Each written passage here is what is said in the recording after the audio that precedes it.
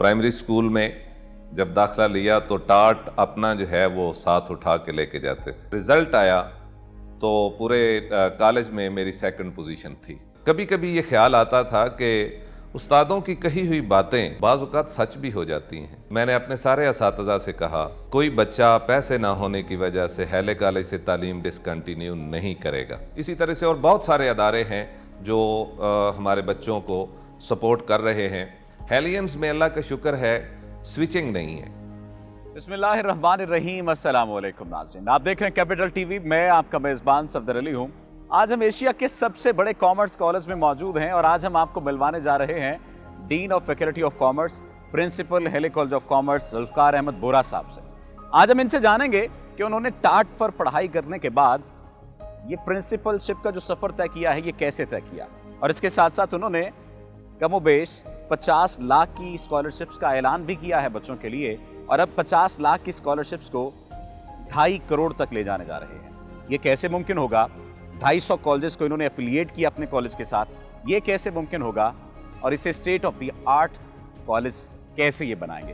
क्या आइंदा आने वाले दिनों में ये कॉलेज यूनिवर्सिटी बन सकता है? आइए उन्हीं से जानते हैं।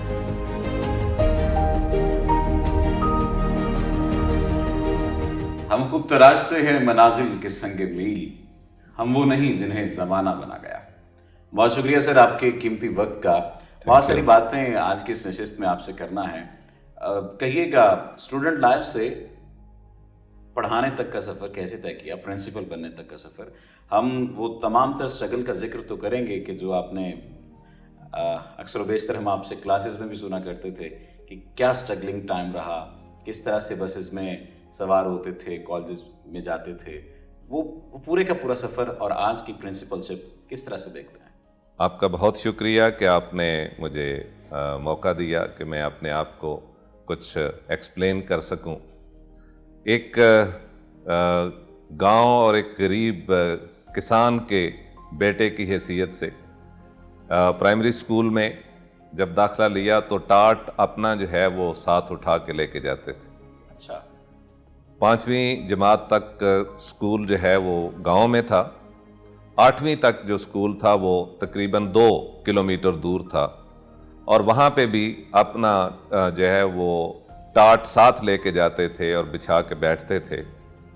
और जो मैट्रिक है वो स्कूल कोई 6 किलोमीटर के फासले पे था, जिसके लिए बड़े भाई की साइकिल जो है वो मुझे विरसे में मिली, और अल्लाह का शुक्र है कि मैट्रिक का सफ़र तय हुआ। उसके बाद जो है वो government college of commerce Sargodha में दाखिला लिया सीकाम में। तो 7 किलोमीटर साइकिल चला के जाते थे और फिर जाके बस में बैठते थे। और बस में बैठने का ये है कि कभी छत पे, कभी सीढ़ियों पे, और कभी पायदान पे, और कभी कभार ये भी होता था कि उसके अंदर भी सीट मिल जाती थी। लेकिन अल्लाह का शुक्र है कि इस सारे वक्त में जब रिज़ल्ट आया तो पूरे कॉलेज में मेरी सेकंड पोजीशन थी। ठीक है। और उसके बाद पंजाब यूनिवर्सिटी में मेरा जो है दाखिला हुआ, और मेरा दाखिला government college of commerce Sargodha भी हुआ। तो जब यहाँ पे दाखिला हुआ, यहाँ पे दाखिले एक साल बाद हुए कुछ देर, तो वहाँ के जो प्रिंसिपल थे मियाँ शान अहमद साहब, उनसे मैंने मशवरा किया। तो कहने लगे कि बेटे, मेरा दिल तो नहीं चाहता कि आप इस कॉलेज को छोड़ के जाओ, लेकिन मैं चूँकि ख़ुद हेलियन हूँ इसलिए मेरी ख्वाहिश है कि आप हैले कॉलेज चले जाएँ। अल्लाह ताला उन्हें जन्नत नसीब करे। पिछले हफ्ते वो फौत हो गए हैं, लेकिन जिस दिन मैं प्रिंसिपल बना तो वो यहाँ पे आए और उन्होंने आके कहा कि मैंने 1981 में ये ख्वाब देखा था। अल्लाह का शुक्र है कि मेरी ज़िंदगी में पूरा हो गया है। अच्छा, वैसे तो सर स्ट्रगलिंग लाइफ को लेकर जितने भी सवाल किए जाएं वो कमोबेश एक जैसे ही मालूम हो रहे होते हैं, लेकिन मेरा सवाल ये है कि कौन सी ऐसी चीज़ है जिसने ज़ुल्फ़िकार अहमद बोरा को प्रिंसिपलशिप तो अता की ही की, लेकिन इसके साथ साथ ज़िंदगी में कामयाबी की उस सफ़ में लाकर खड़ा किया जहाँ पर बहुत कम लोग पहुँचते हैं? इसमें एक आप जो है वो हुस्न इत्तेफाक ही समझें कि जब हमने हेले कॉलेज में बीकॉम पार्ट 1 में दाखिला लिया तो हमारे प्रिंसिपल अनीस अहमद सिद्दीकी साहब क्लास में आए, तो उन्होंने बाकी बातें तो की। उन्होंने कहा कि एक दिन आप में से एक जो है वो मेरी सीट पर बैठेगा। तो जब वो निकल गए तो हम बहुत हंसे। हमने कहा कि सारी बातें उन्होंने ठीक की हैं, लेकिन इससे बड़ा झूठ कोई नहीं हो सकता। लेकिन कभी कभी ये ख्याल आता था कि उस्तादों की कही हुई बातें बाज़ औक़ात सच भी हो जाती हैं। और जिस दिन मैं जो है वो प्रिंसिपल बना तो उस दिन मैंने अपने सारे कोलीग्स को और इवन अपने स्टूडेंट्स को ये बताया कि ये एक पेशीन गोई थी जो अनीस अहमद सिद्दीकी साहब अल्लाह ताला उनको करवट करवट जन्नत अता फरमाए उन्होंने की थी। तो उसके नतीजे पे शायद जो है वो उसके नतीजे के तौर पे मैं यहाँ पे बैठा हुआ हूँ। और इसी तरह से मेरे एक उस्ताद थे, उन्होंने मुझे पेपर हल करते हुए देखा तो मैं जो है वो क्वेश्चन गलत कर रहा था। एक दफ़ा मेरे पास से गुजरे नासिर अली सैयद साहब मरहूम, तो कहते हैं कि कुछ लोग क्वेश्चन गलत कर रहे हैं। मैंने कहा पीछे वाला कर रहा होगा। फिर पीछे से आए तो आगे को गए तो कहने लगे कि मैंने कहा है कुछ लोग पेपर गलत कर रहे हैं। मैंने सोचा कि आगे वाला गलत कर रहा है। तीसरी दफ़ा जब आए तो मेरा बाजू पकड़ के कहते हैं ओए तू गलत कर रहे हैं। अच्छा, मैंने चुप करके जो है, लेकिन मैंने कंटिन्यू रखा। जो मैं कर रहा था मैंने उसको चेंज नहीं किया।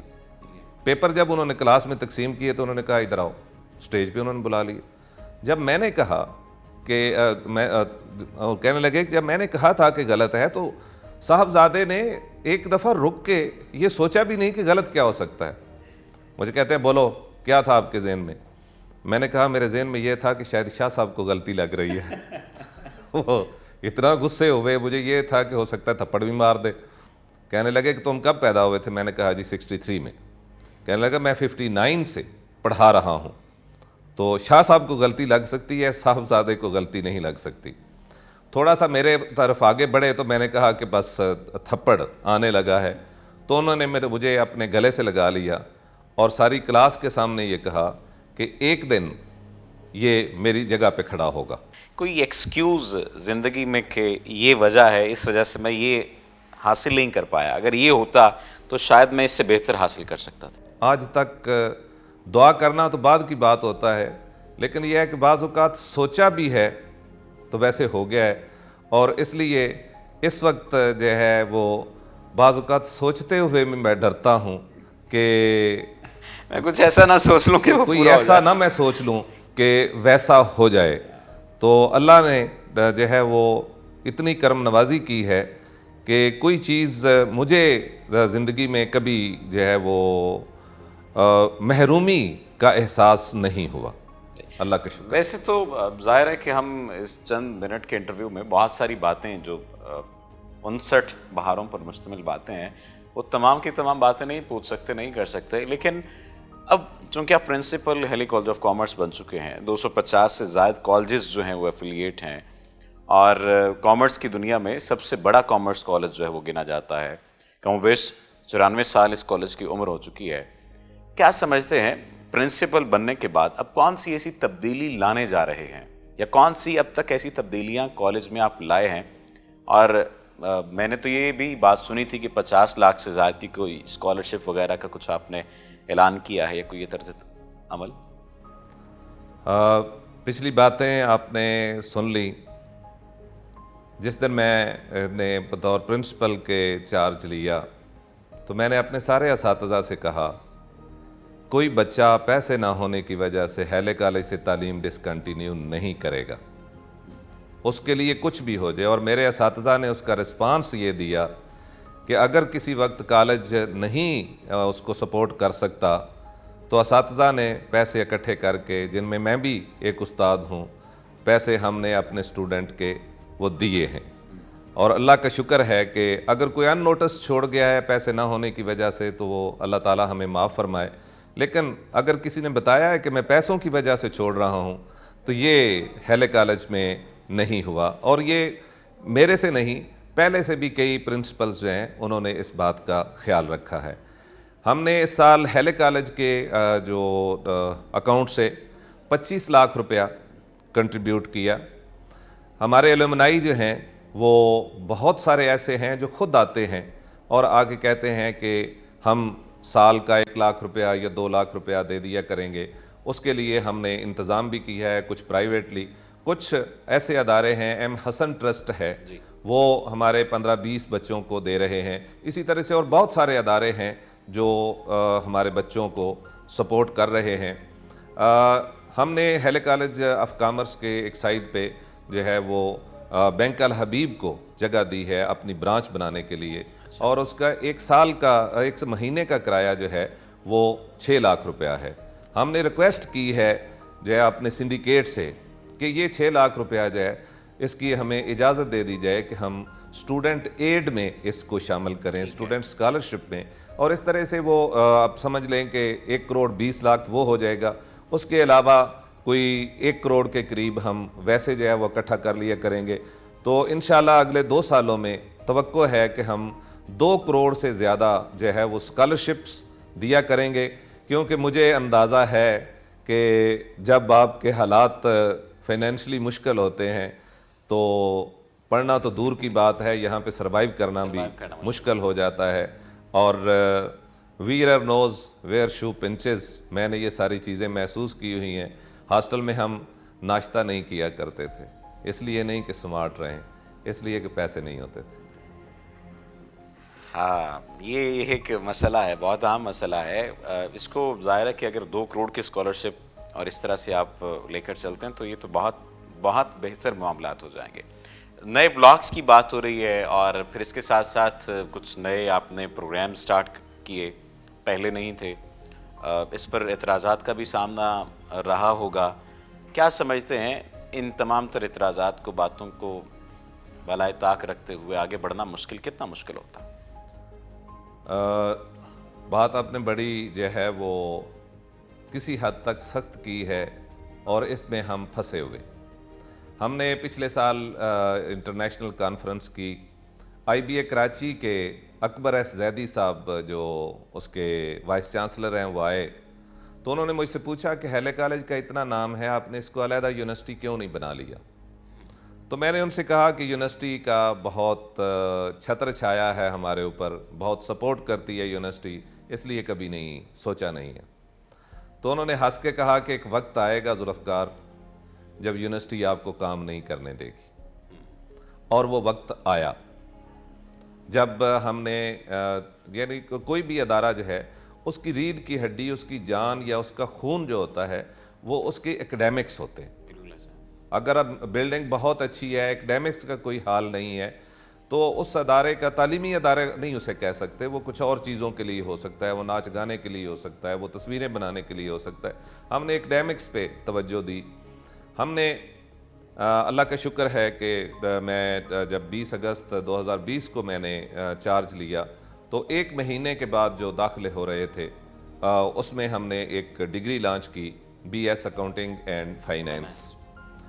200 सीटें थी, 3000 लोगों ने उसके लिए अप्लाई किया, क्योंकि ये IBA कराची में भी हो रहा है, लम्स में भी हो रहा है। इंट्रोड्यूस्ड जो है वो एक डिग्री थी, उसमें महीने में ये तैयार नहीं हुआ।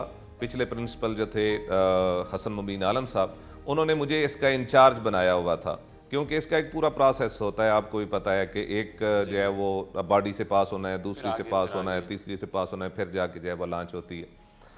उस पर हमें इतनी इनकरेजमेंट मिली कि हमने BCom को भी BS कॉमर्स में कन्वर्ट कर दिया और उसको भी अपडेट कर दिया जो मौजूदा ज़माने की ज़रूरियात हैं, और जिस तरह से इंटरनेशनली जो नॉलेज और डिग्रीज़ हैं वो एक्सेप्टेबल हैं। अल्लाह का शुक्र है कि हमने 2 डिग्रियां ऐसी लॉन्च की हैं जो पाकिस्तान में नहीं, पाकिस्तान के करीब ममालिक में भी वो नहीं हैं। इसमें BS अकाउंटिंग एंड टैक्सेशन है और BS ई कॉमर्स है। अच्छा, ई कॉमर्स का भी यानी स्टार्ट ले लिया? हाँ जी, जो हमने शुरू कर दिया और उसके दाखिले हो गए हैं अल्हम्दुलिल्लाह। और हेले कॉलेज की तारीख में 5000 से कभी ज़्यादा हमारे एप्लीकेंट्स नहीं हुए, और इस साल जो है अल्हम्दुलिल्लाह 10,500 सिर्फ BS के लिए हमारे पास लोगों ने अप्लाई किया है, और आजकल दाखिले जो है वो प्रोसेस में हैं। आपने इंफ्रास्ट्रक्चर की बात की, तो जब मैं आया तो सबसे पहले मैंने ये पता किया कि कोई मास्टर प्लान हेले कॉलेज का है कि आने वाले 50 सालों में हम कहाँ पे खड़े होंगे या 100 सालों में कहाँ पे खड़े होंगे, और उसके लिए मास्टर प्लान जो है वो है। तो बुजुर्गों से भी पूछा, सीनियर से पूछा, तो उन्होंने कहा कि इस तरह की कभी कोई बात नहीं हुई जिस तरह की। क्या है उन्होंने ये नहीं कि आप क्या मास्टर प्लान क्या समझते हैं।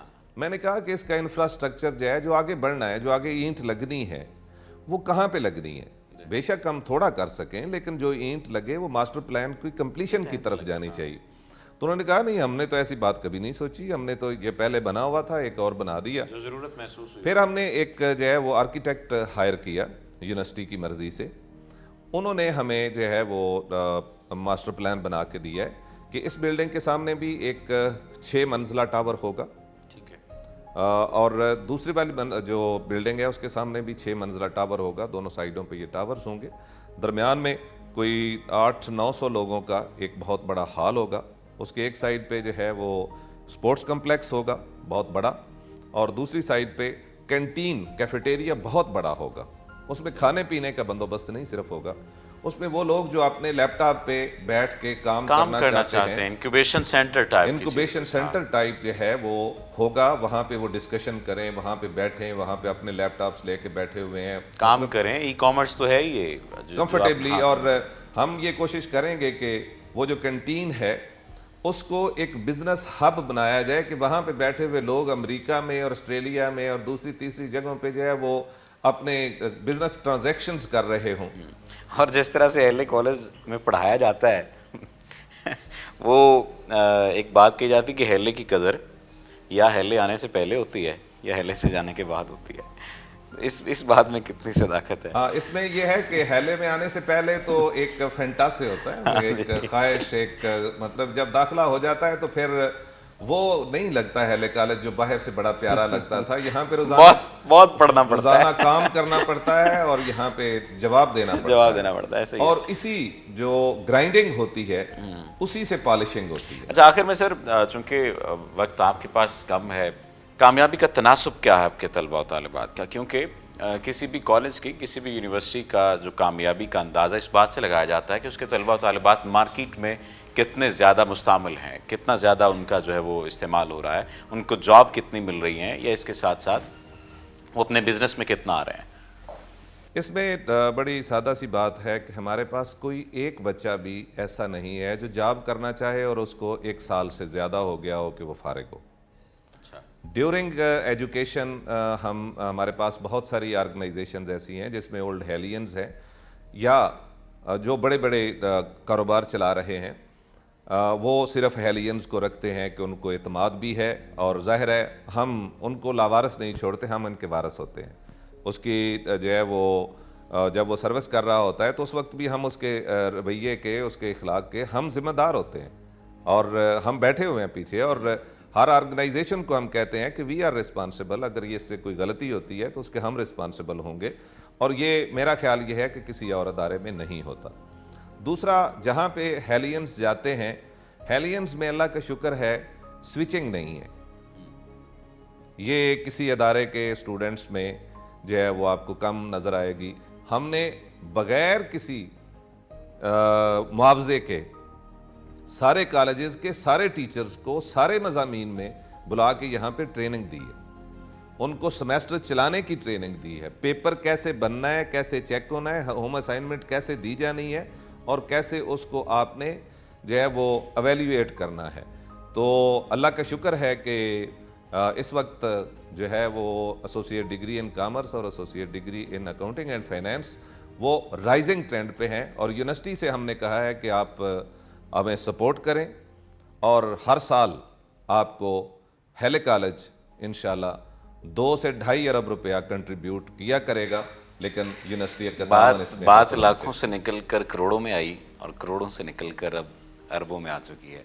आपका बहुत शुक्रिया आपके कीमती वक्त का, और तलबा तालिबात के लिए जिस तरह से आप काम कर रहे हैं, इसके लिए जितनी भी तारीफ़ की जाए, तारीफ़ और तौसीफ़ तो खुदा की ज़ात के लिए, लेकिन फिर भी उसने जो ताकतें, जो सलाहियतें हमें वदीयत की हैं, हम अगर उन्हीं ताकतों को इस्तेमाल करते हुए अपने लोगों के लिए काम कर सकें तो ये सदका जारिया है। उम्मीद है कि ये चीज़ें इसी तरह से चलती रहेंगी, और इंशाल्लाह अगली मुलाकात में, ये तो कम वक्त है, वक्त की कैद में ज़िंदगी है, मगर चंद घड़ियां हैं जो कि आज़ाद हैं। तो आज की इन उन चंद घड़ियों में जो कि आज़ाद थी। हमने जुल्फ़िकार साहब से जाना कि उनका जो स्ट्रगल का वक्त था वो कैसा था, इस पूरे के पूरे सफ़र को वो किस तरह से तय करते आए, और अब प्रिंसिपल बनने के बाद वो किस तरह से तलबा और तालिबात की ज़िंदगी को बेहतर बनाएंगे। अपने मेज़बान को दीजिए इजाज़त, अल्लाह ने के बाद।